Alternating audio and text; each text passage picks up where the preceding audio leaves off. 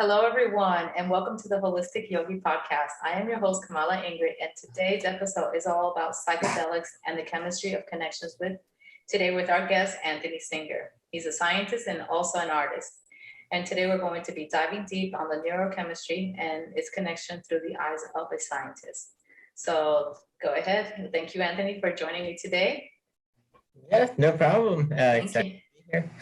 Thank you. So let's first go into what got you to where you are today as a scientist and what brought you there, because you also are an artist as well, and you like that whole part of creating music. So tell me, as to using both sides of the brain.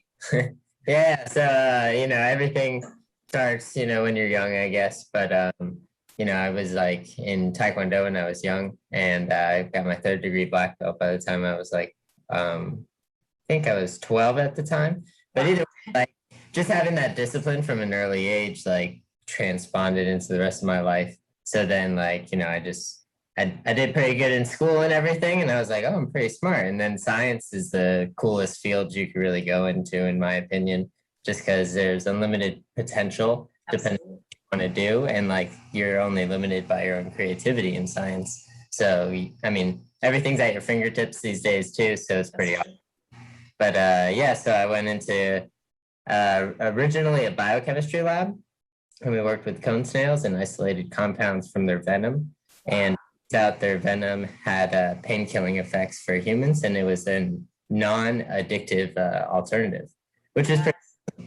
So that was cool. And then I ended up going to USF for my master's in nanotechnology, and I worked with nanoparticles, obviously, and then was working with creating prophylactic medicine and stuff like that, using that, which it would be targeted to the disease cells and have less off-target effects on the body. So medicine's really going in an awesome direction in that regard. Yeah. So then that's kind of where I was at there. And then from there, I ended up where I am now, working with stem cells. And the stem cells, we isolate these things called exosomes from them, which is essentially like nutrients that they send in between each other for communication purposes to help cells grow. So you could take those little balls of nutrients called exosomes and you isolate those, and then it's a regenerative medicine, but then it also doesn't have the stem cell injection or anything like that. So there's no fear of rejection in the body. That's fascinating. Yeah, it's pretty awesome. That's awesome. I am there, but hold on one second. Yes. Sure. I know, I got mine too. Yeah. But so during all that, it's pretty stressful because I'm only 26 and I did all that pretty quick. And, I needed to de-stress myself. So I've picked up art as a hobby and started doing a bunch of sacred geometry drawing. I see them all behind you. Yeah, those are other people's, but it's the inspiration wall basically. And I got like my little art station back there. But awesome. That art, drawing sacred geometry is really complex and not that relaxing in a way, but it's very awesome to make something and then be able to look at it and other people appreciate it. And I can relate. I've done that was my thing when I was younger too, drawing geometry and just working with that as well. And now I got my daughter doing the same thing.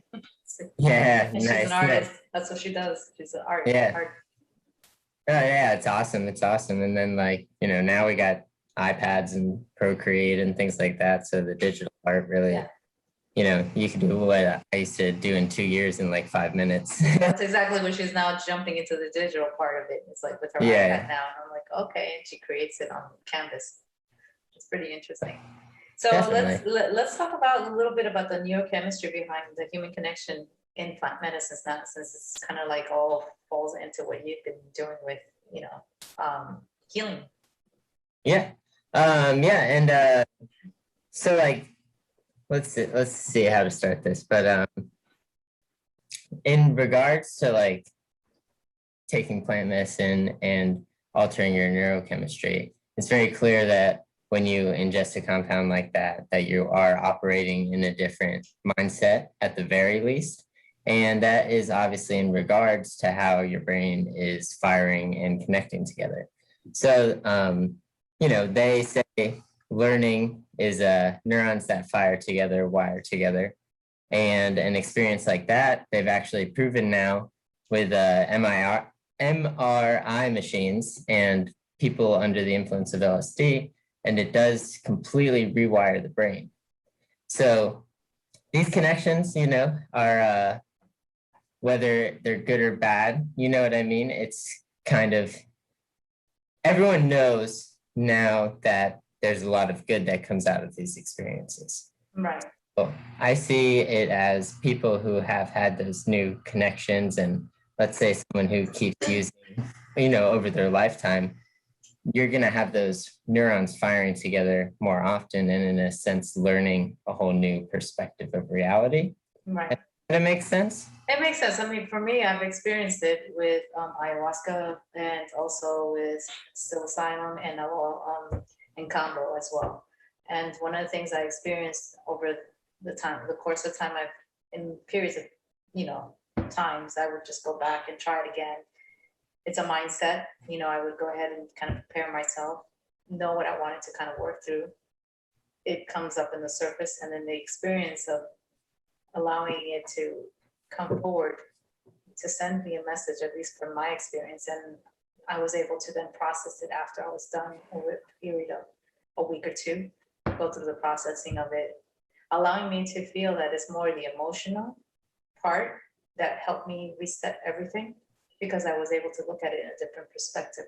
Whereas once I might have feared it or might have not want to talk about it, now I have no problem talking about it and confronting it, to where now that's just an experience of the past that now taught me something, and I'm able to move on and close that chapter. So it definitely healed me from it, and it allowed me to expand my horizon to the bigger possibilities of whatever it was that I was working at the time. So that I find that those that don't go in with the intention, or not knowing, or not guided by the right people, if they're not ready or not knowing how to handle it, those experiences can, I guess, continue to haunt them, or feel like it's a negative feeling and not have a good experience at all. Because I've come across friends like that one of them, she's a professional psychologist, and with a PhD degree and everything, and she went all the way to Peru to do this, and did not have a great experience, did not have the great I guess guidance through her shaman at the time. I don't know what happened. She just completely just doesn't like it. Whereas other therapists and other, people, doctors that I've come across that have tried it, have experienced a better understanding of themselves, and appreciate at a deeper level. So I guess it just depends on who they go to and who is actually guiding the process. Because I think each plant, for me, ayahuasca was strong. Kambo was strong, but I was well guided. I had a good shaman who basically took care of everybody in that circle and led us to go through our process in a way that we knew that they were there. So I think it's important to have that, Definitely. And, to your part of people, having a bad experience and not enjoying it afterwards or whatnot. And it does seem to be that, some people jump in for the super heavy experience right off the bat without that previous knowledge of it, or, as you said, coming in with an intention, but sometimes that intention also takes having someone to teach you how to create that intention, So what are which ones are someone that is starting for the first time or curious about it? What would you recommend, and which are the lighter ones to do, and which ones are the heavier ones? Can you guide us in that?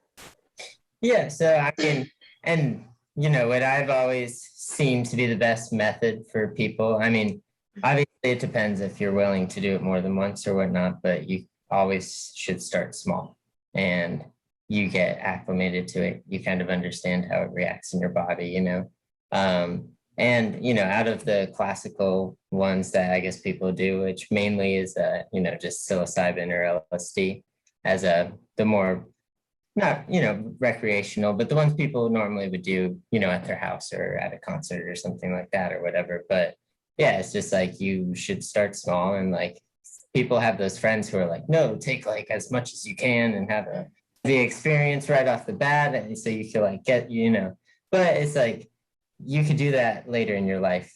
Yeah, but I think also people don't realize that people have different life experiences, and some people have had traumatic experiences that really and enforce a heavy. And that's where, before when you were talking about that, actually, Michael Pollan, everyone probably knows that he wrote that book lately, or what lately, whatever.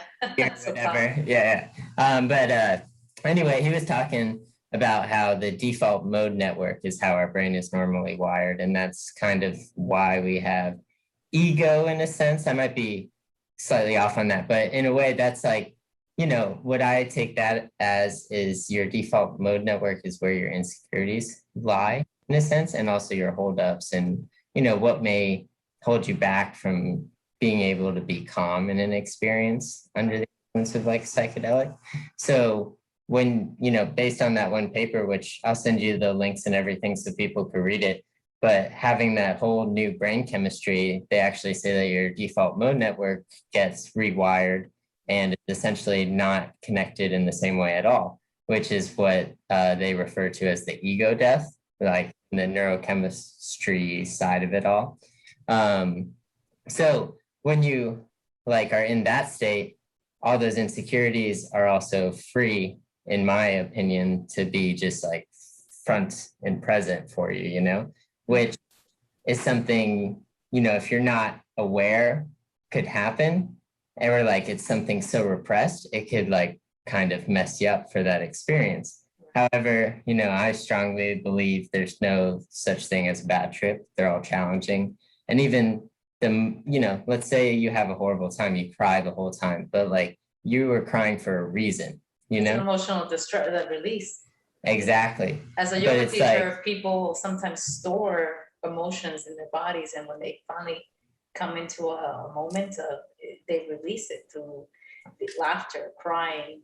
I've seen it, I've experienced it with my clients, so I can imagine it's the same thing with the plant.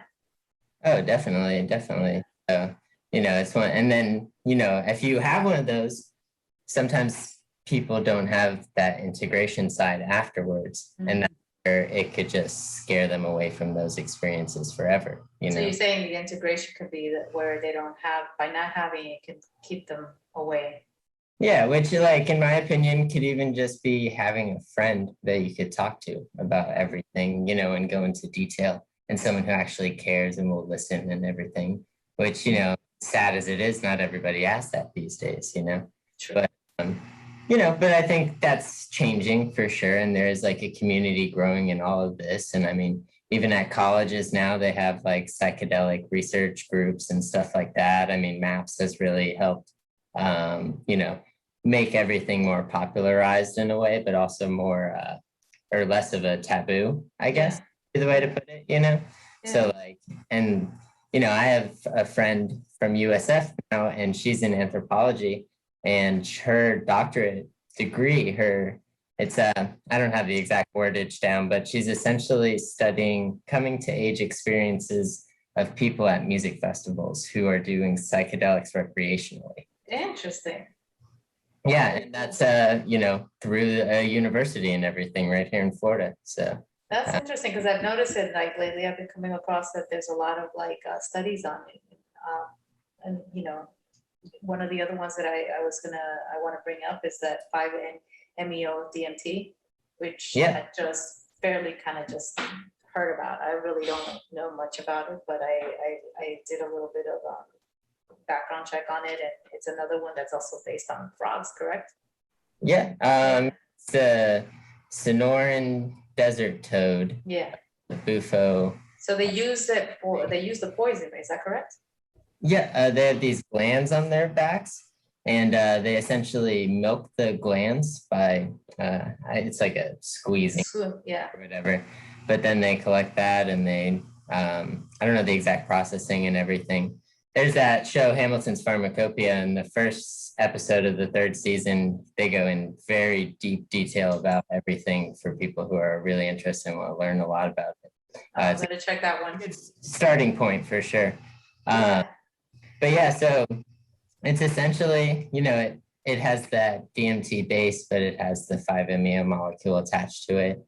So it's actually like a completely different compound than the classical NN-DMT that people do, which was like the one that's more visual and, very. So what this would be considered? Is it visual or is it not as visual as the other one?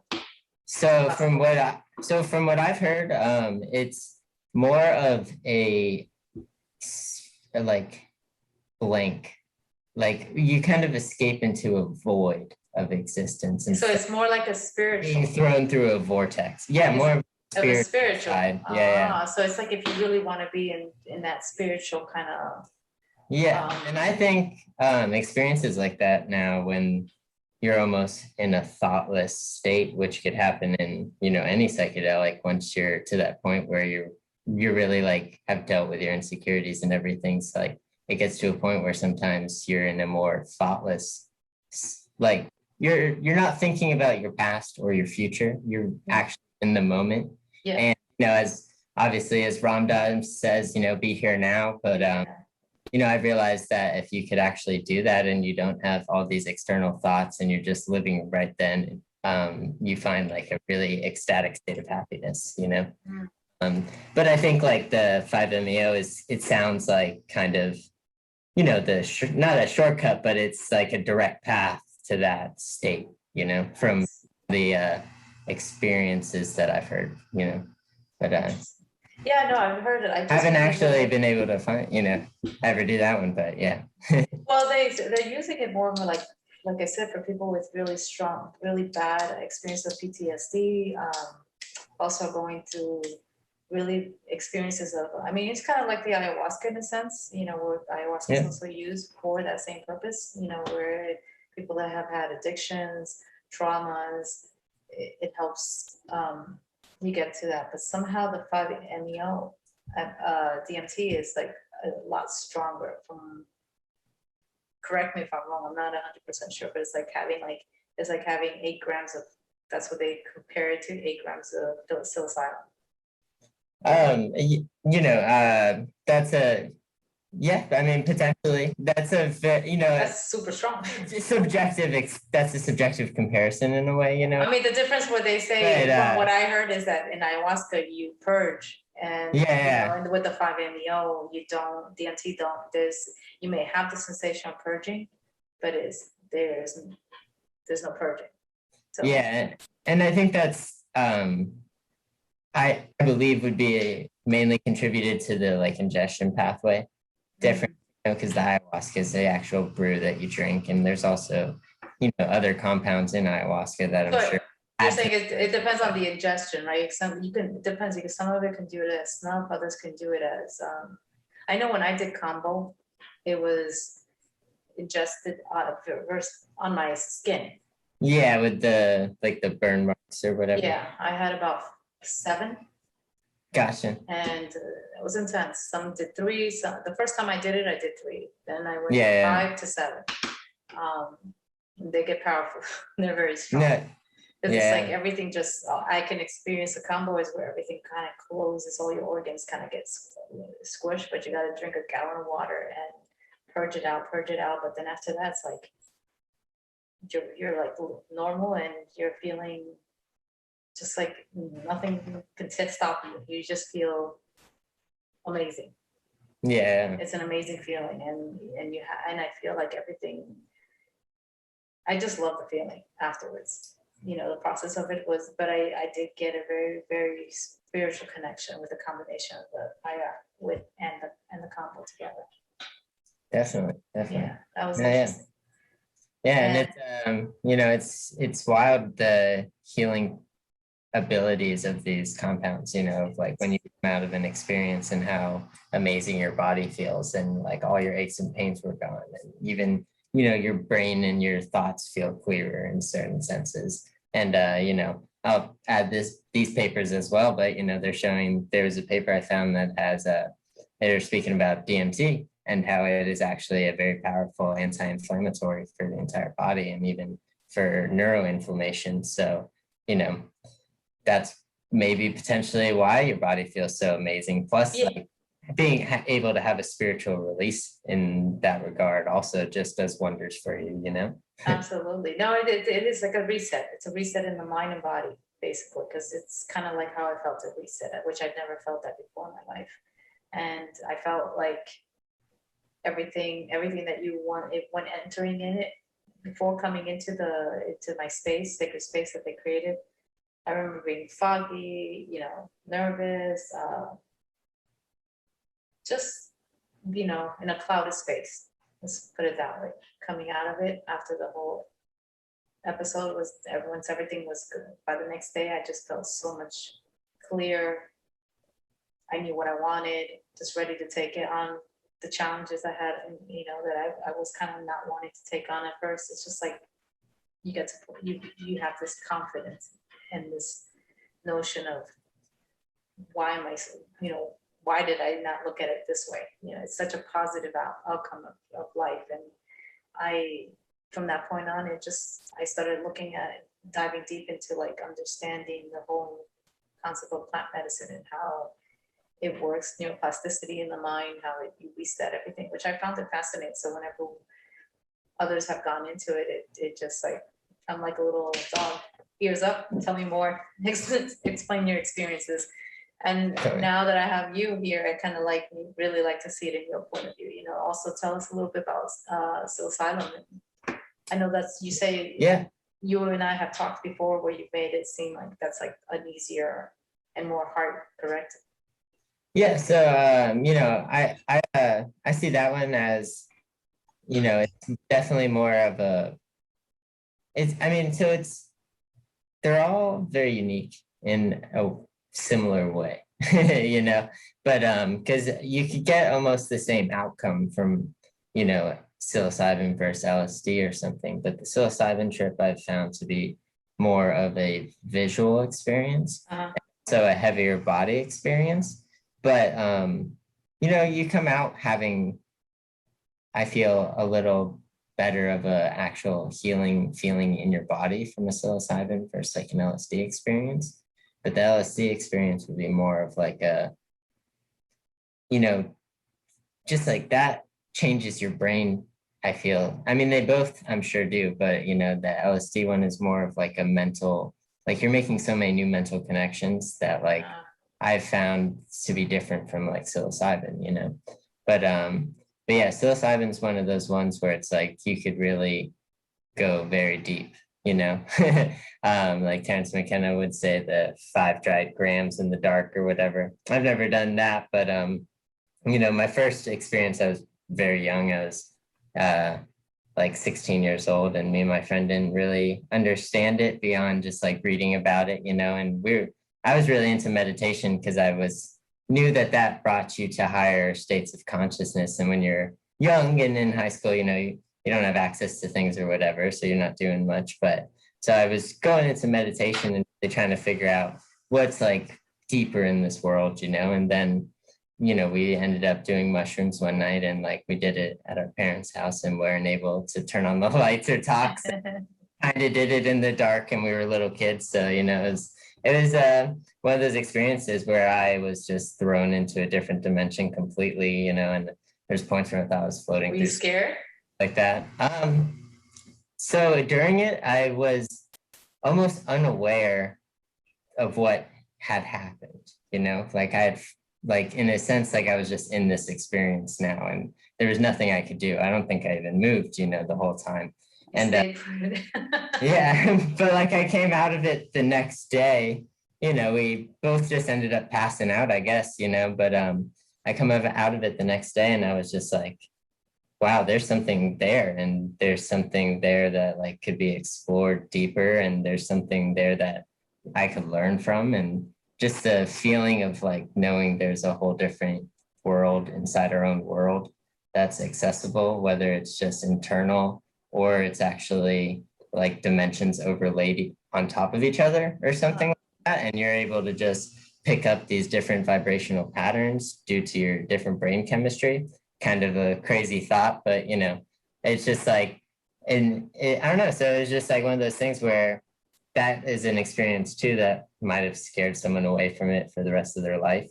Right. But for me, I saw it as like, that's something to explore. Just like, you know, Lewis and Clark walked across America or something. That's interesting.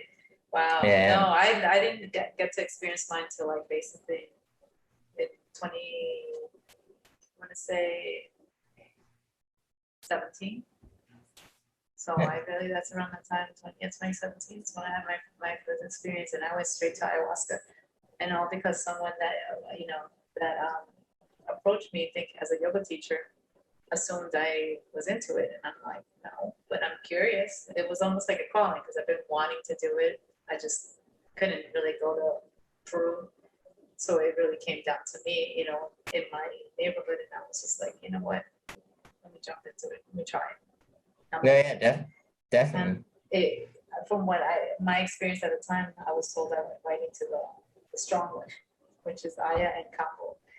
Get that, you know, so my experience, but I also realized that when you do those, I think it helped me because I was very stubborn as a person, you know, my mentality. So it really did help me kind of break that ego down, break a lot of walls down in me to realize, to see the bigger picture in overall in my life. And so I think when you look at now, I have experienced the psilocybin, it's a whole different ballgame. It's more heart opening, more gentle one, but I've never pushed it where I take bigger dosages. I do smaller dosages. So it's work for me to get the information because I go in with intention of coming out with some kind of information. I do it in a spiritual practice.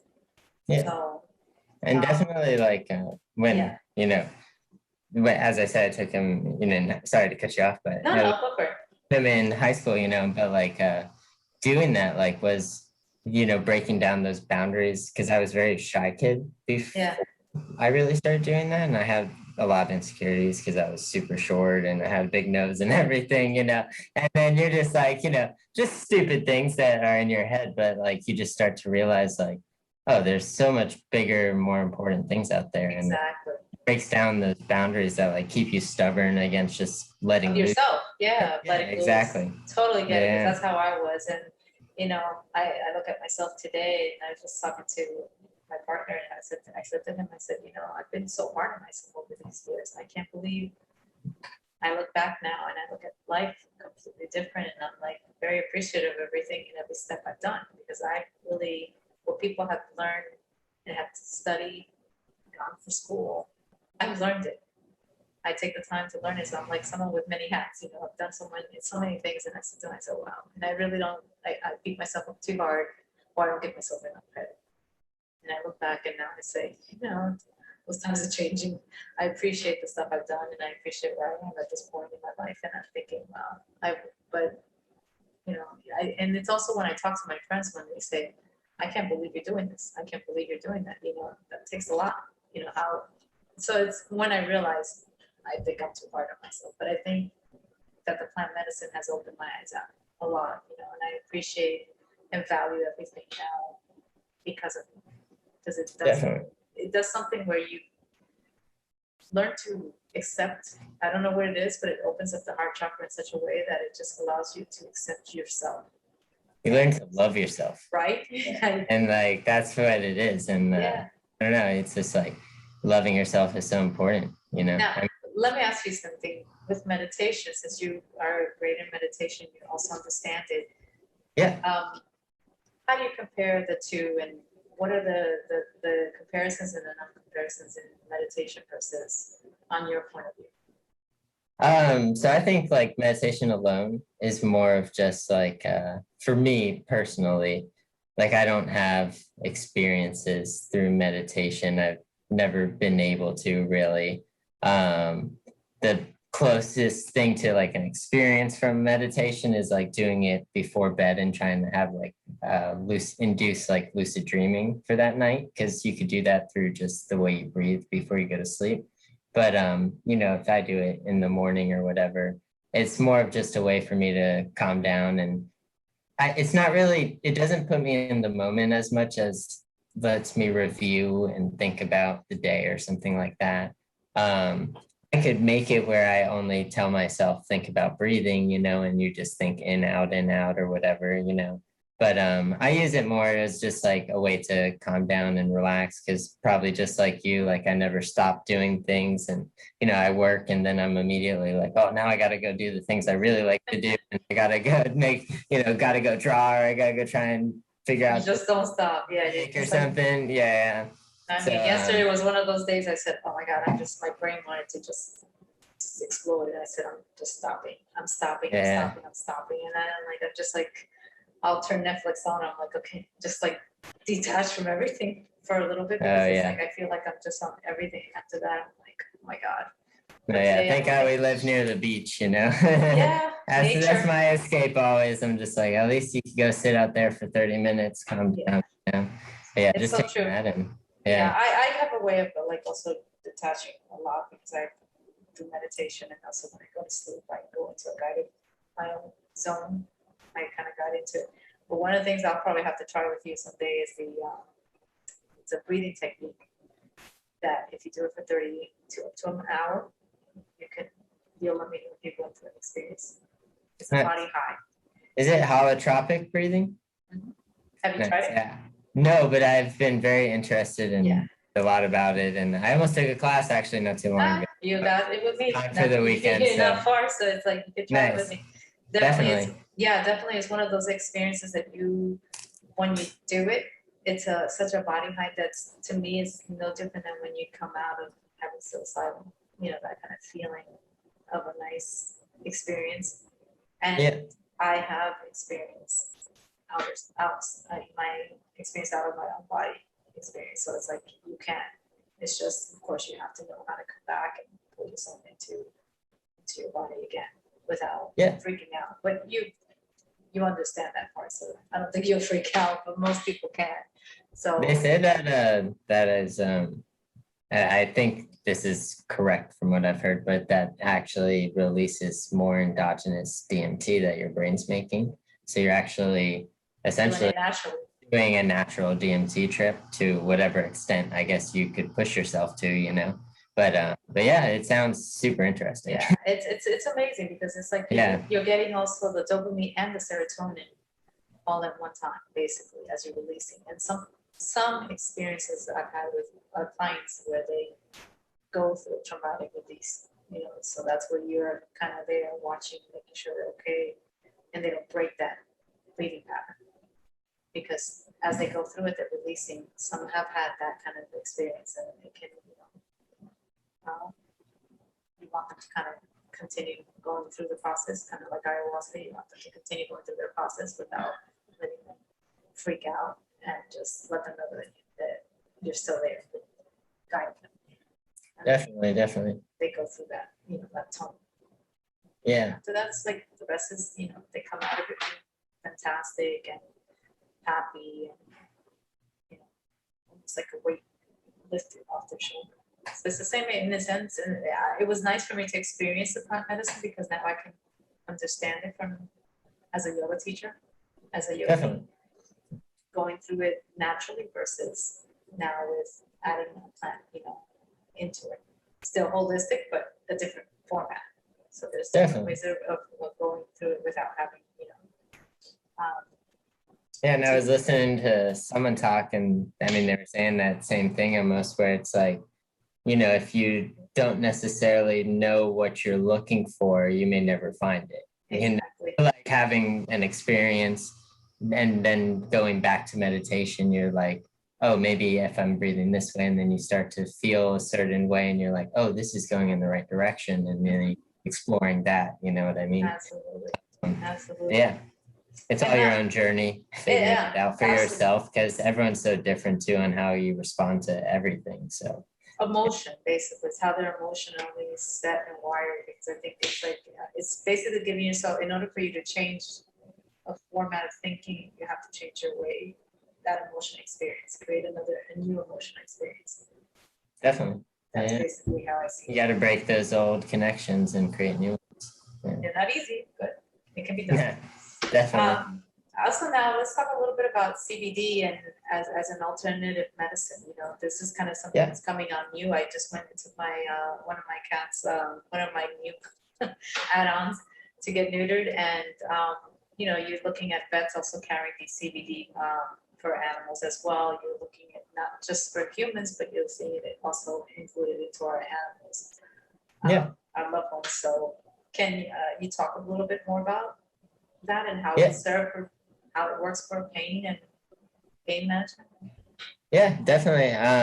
So like, you know, your whole body has receptors for CBD essentially, and they're also very present in your immune system. So, and also it's a very powerful anti-inflammatory. So it's kind of one of those compounds when you're, you know, after looking at all the research and stuff, it's like the snake oil, but the one that actually works, you know, because they oh, the snake oil does everything, but like CBD for some reason seems to also do that. But like I kind of see it as a molecule that helps your body maintain homeostasis. And like your body actually produces endogenous endocannabinoids. So those are involved in the same thing, like CBD helps regulate in the body. So by supplementing with CBD, sometimes, you know, some people aren't producing those at the levels they need to be or whatnot. And, you know, those are actually influenced by your hormone levels, and, you know, just there's a lot of factors that could influence your endogenous levels. So by supplementing CBD, you could actually account for some of that loss, and which is really cool. And there's tons of research on that as well.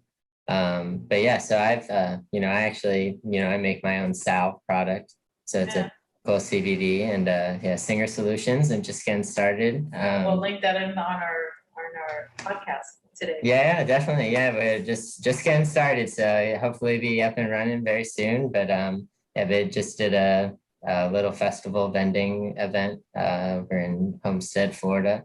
But anyway, so yeah, it I was making it because I was just trying to help some family members who had arthritis, and I heard it works great for that, and you know, I figured it out, and now people really enjoy it. But yeah, it's wild, you know. I just, you know, concocted it, made my own little formula and everything, and then people will be using it in front of me, and everyone's skeptical about CBD products these days. I noticed that. Hundreds of them, you know. I started using the one you gave me for I got from you from my pets, and then I sent it to my sister, and also she was like a skeptic at first and started using it, and she just lost her dog, unfortunately. But it helped them a lot, you know. It's funny because the vet ended up prescribing a homeopathic remedy for his last, you know, last week's basically. Yeah. So they had to put him down because he had cancer. So unfortunately, it helped him ease pain. All he was doing was eating more now and sleeping a lot more. So, but for the most part, it helped ease him off a lot. And I just sent my mother some, but she's always like this. She's that type of person, very skeptical about it. What is this? What are you giving me? I'm like, it's CBD, Mom. I don't know why, but like, what can you tell people like that? A little bit more, educate them a little bit on the CBD and how good it is. Yeah, and so like, I mean, the reason people are skeptical is because like everyone hopped on the bandwagon immediately, and a lot of companies aren't like scientists, you know, so they're just trying to make a product that they can make money on, which is like, you know, very possible in the CBD market these days. So a lot of people just hopped on, and then there's like, you know, you look CBD and there's 100 different choices for the same product, and they all say essentially the same thing, but they're all different at the same time, you know? So then, you know, there was just a lot of, no one knew who to trust in the market really right off. So what should they look at? So, I mean, it's all like comes down to, you know, you got to research the company, I guess, and see if you trust the people. I mean, probably want third-party testing these days if it's a big company, especially. Like smaller companies don't necessarily always have that, but it's also when it's not in the hands of 100 employees where 50 of them probably don't really care about what they're making, you know what I mean? Right. Those are things that you look out for because, there's tons of YouTube videos of people testing different ones and they're like, this one doesn't have what it says, like potency wise in it or whatever. So, it comes down to like who's formulating it and things like that. But like, there's really not like anything dangerous in a CBD product.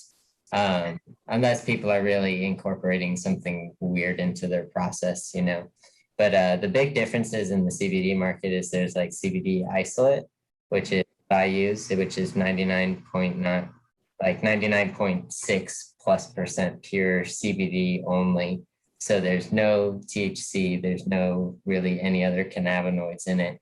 So that's like also anyone who's like worried about drug tests or anything, because even that 0.3% could accumulate in your body over time. So potentially fail a drug test, not necessarily, but that's what I've heard, but so then there's like the full spectrum oils that they also sell. And that would be like, let's say there's 1,500 milligrams full spectrum, but it's like 30% CBD. So there's only like 250 milligrams of CBD. And then when you break that down to 30 days, you're getting less of each, you're getting less CBD, but you're getting more of different compounds and they all have an entourage effect together. So there's benefits in that regard as well. So it's really like what you're taking it for. So like generally like healthy person, you're just kind of supplementing it. The full spectrum is pretty awesome because you do get the different variants and everything. You do have that risk, I guess, of the little bit of THC if that's a problem for anyone, But the CBD isolate, in my opinion, and from like, anecdotal stories of people using it and everything, the CBD isolate seems to be more powerful as a direct anti-inflammatory. Okay. And that's like even in the joint pains and stuff like that with the topical, the isolate is just a heavy dose of CBD, which is really going to act on those receptors really well. And, everything, as I said, there is that entourage effect. So there's nothing bad about using everything. And there's nothing bad about using just CBD. And it's kind of like, you got to pick and choose and see what works best for you, in my opinion. Well, I love your ointments. I use the CBD ointment that you make for us. Yeah. We buy from you. It's amazing. I use it all the time on my neck because I had suffered from a car accident, not once but twice. So, by now, of course, you still have the remnants of the first car accident many years ago because back again. So I constantly work with my washing and I put your CBD on and it does the trick. It helps. It just like eases off. It's what I use for even muscle ache. Oh, definitely. Yeah, after like I got rock climb too and stuff. So like when I pull out an arm or something, I just tap my shoulder really nice and then, it's crazy. That stuff is really good. So, it's really good. I loved it. And, I just to, say this also about the product, but I have found terpenes actually have a lot of medical benefits too. So what is that about? What does that have? Yeah, because that's something a lot of people don't know about these days as well. But terpenes, everyone thought was like the flavor molecule and like different strains of weed and everything. They're like, oh, that's why it tastes like pine or that's why it tastes like fruit, which is true. But also they have started to do a lot of like scientific research on these compounds and they're finding that there's actual medical benefits behind each one. So like even like there's one called myrcene that they're finding out helps things enter the brain. So like if you're trying, for help neuroinflammation or something like that, maybe that terpene's important to have in your concoction, or whatever you're making. But so they'll be like, I think it'll come down to where there'll be a lot of tailored products eventually based on the terpene profile and then even other cannabinoids and things like that. But like I found one called Nerolidol for the topical, and that actually is a skin permeation enhancer. So it helps the CBD pass through the topical layer of the skin and actually act on the joints directly.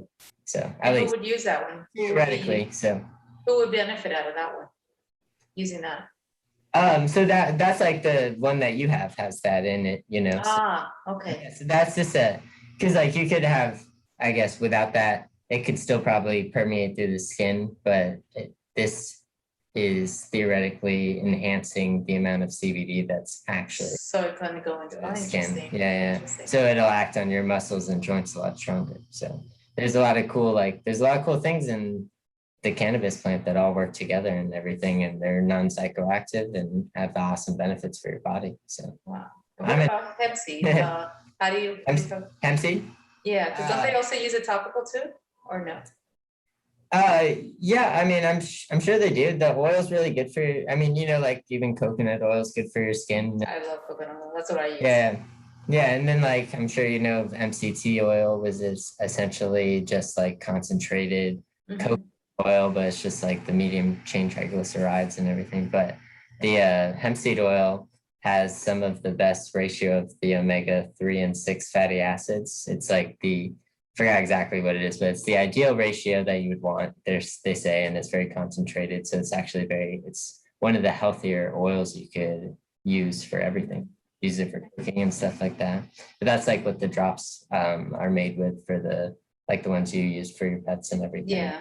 And the fats in the oils actually help bind the CBD. So it stabilizes it in the dropper solutions. So it's fascinating. That's awesome. Yeah. In regards to pets, real quick, it's every mammal has the same endocannabinoid system essentially. So if it works for us in that way, it'll work for the dogs too. So right. Them relax, and then my dog that I used to have loved it. I'd pull out the dropper and he knew the smell and he would come running up. He's yeah. Yeah. Because he was old, so he would just relax afterwards. Probably had, whatever pains going on. That's cute. I know. Their reactions. Get reactions. I know. They're so cute. As they get older, they have they're set in their own ways. I look at my cats. I got 2 of them right now. The older ones are set in their ways, and then you got the 2 young ones that want to be bunches all over the place. But yeah, that's awesome though. And are you doing anything in the artistic now part of it outside of the science world now? Yeah, well, I mean, so I've been drawing for probably 5-6 years now, which all got inspired by going to music festivals and seeing people doing live painting and stuff like that, and just seeing that style of art of sacred geometry, because you don't really see that level without looking for it in the right niche groups and everything necessarily, But so yeah, I got introduced to it, and then basically I was just I could do this, and my buddy taught me how to do the flower of life pattern using a quarter, and I was all right, cool. So I learned with a quarter, and then now I have circle stencils and a ruler, and I go off from there basically. But yeah, so I've sold prints a lot. I have my Etsy shop going. Nice. Been doing some laser engraving, working on digital things. I drew my own tattoo, which I know, that's fascinating. So yes, and now I want to draw everyone tattoos because I think that's awesome, because the artist that actually tattooed it on you, did he like it so much that he want to use it for his own work? I mean, I don't think he's going to take it, but he was this is pretty awesome. He was a line work challenge because it was very detailed and everything. But yeah, I remember when my partner Miguel told me, he's I was curious, I got to see it, and then when I finally saw you, I was that is dope. Oh yeah. One thing is just saying it and telling you, it's you don't know it until you actually see it, and then whoever drew it on you did a good job. Oh, definitely. There because that also makes a big difference, having someone that takes your art and applies it well done on your skin. It's it looks awesome. It looks really cool. Awesome. Yeah. Awesome. Gotta put it up on the Instagram and everything, but I'll give you, I guess if people want to check out the art, it'll be under Tropola's art. Sure. I let everybody look into your Etsy shop as well. Yeah, and then I'm always happy to do customs, collaborations. Yeah. Someone wants me to help them make a T-shirt, so I'm just happy to always be making art. So that's awesome. Yeah. So what do you do? Art makes people happy. Art is your way of downtime. Do you also do music or no? I'm working on it. Yeah, I've been messing around with Ableton for probably 3 years, but not dedicated or whatever. But That's I've okay. That's okay. Trying to focus on it lately. Yeah, definitely. So yeah, I just broke out my little crappy turntable thing so I could practice actually mixing music together and stuff. Because you can make it all you want, but you can't play a show just making it. So yeah, I just like think that'd be a fun goal to like at least play one show somewhere, even if I'm Yeah. just a winner eventually. So I got a bunch of years left to figure that out. But yeah, definitely that I love music and go to music festivals all the time and stuff. And music's always impacted my life. Like my first concert was Eric Clapton when I was 9 years old with my dad. So like, That's I've cool. seen some of the greatest of the greats and like yeah, I don't know. Music makes me super happy, and I feel like I know music enough, and I have a unique taste, but I have a good taste in some people's minds. They're always telling me to put my music on the That's awesome. iPod DJ. But yeah. So I just was like, yeah, I might as well try making it because I just like you just like take off and keep doing everything. So I was like, I could do. I got a few hours at the end of the night. That's awesome. Yeah. Hey, Yeah. life is, precious. So you got to take every minute of it and do the best. If I focused on one thing, I'd probably, be able to take off a little more on some things. But I'm well-rounded and just keep going slow and Nothing wrong with that. The same with me. Yeah. I'm all over the place sometimes, and I have to you should see when I'm working. I have like all these windows open, and I'm doing one thing, and then when I get tired of that one, I go and jump onto the next one and finish that project, and then go to the next one, and then go right back again to the square one. I'm all over the place. yeah. Yeah, I got like it's how I work. I can't look any, the only thing that's missing for me right now in my life, and it's been for a while, I think I haven't touched in a long time, and it's been really painting.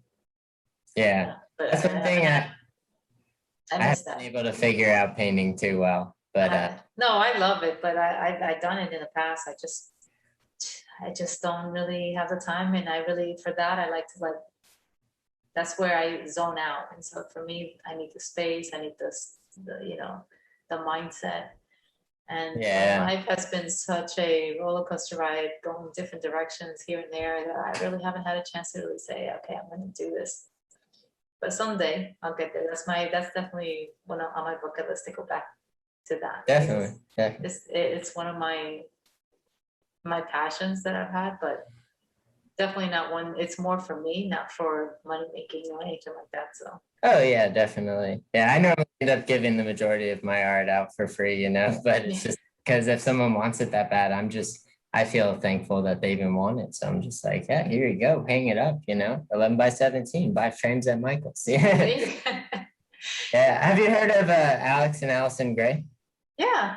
The artist? Yeah. So they actually started a, tax-free religion and everything called Cosm, but it's up in New York. But their whole thing, under my personal interpretation, is essentially that creation is your access to God, whatever your God is, Yes, exactly. Kind of see it as energy, so through creation, you're producing energy out into the world. And then, through like karma and everything, you put good energy out, you're going to get good energy back. So find that like you should just constantly be creating as like what you're putting out into the world to like not necessarily leave a mark, but like to put. I mean, what you're willing to. Yeah, I totally agree with that. It's like, for me, it's like leaving a legacy, leaving something behind. I'm in the midst of right now creating my podcast, which should be launching if all goes well. I knock on wood next week. Yeah. Right on. Right week. On. Yeah, nice. It's my app, my personal app, where it's gonna be what I've been wanting and dreaming for, oh my God, a lifetime. I just never thought I'm already here. When I was younger, I never thought I would do it eventually, but I kept resisting, putting it out there in my vision boards, and it happened last year. I started in November of last year. I started. It just kind of fell in my lap, the information, everything, and the collaboration with some of my one of my dear friends, and from that point on, I started working on it, and I'm on my final pieces right now. So I have a couple days just to wrap up, and then that's it. It's gonna go live. So that's exciting. That is exciting for me, yeah. And then now this podcast that's kind of slowly taking off, so I'm excited. okay, I'm getting things done the way I never thought I would in like when I was younger, you know. Now I look at things differently and I look at it like, okay, this is what I want to do. This is what I check it off. That's off my bucket list. This is next. And Yeah. so yeah, I'm getting Yeah. There you go. yeah, like you I feel said, honored to be on the podcast, you know, after seeing some of the guests you had, you know, I was like, I'm just some guy basically. no, you're not. You're a special one. I'm actually very honored and happy that you finally, you know, had the chance to join and be part of this, my experience for me and put some knowledge out there. And I'm very fascinated with the whole, you know, plant world and that whole holistic way of healing our bodies and mind. So the fact that you're able to give everyone that kind of information out there and let them know that, yeah, it's safe. It's also not addicting. So, you know, people can't get, it's more about getting them off of addiction, most of them, and showing them a different perspective of a brighter light, you know, healing a lot of traumas. And like you said, rebuilding, you know, plasticity, all that. Yeah. No, and in regards to addiction, like, and just everything we've talked to, you know, addictions sometimes are because you're not like truly loving yourself, you know, because like some addictions are harmful to yourself. And like you know, like I used to use nicotine products back in the day, like you know, tobacco dip basically. So well, that's what it is, literally. But anyway, like that was something I knew was harming my body.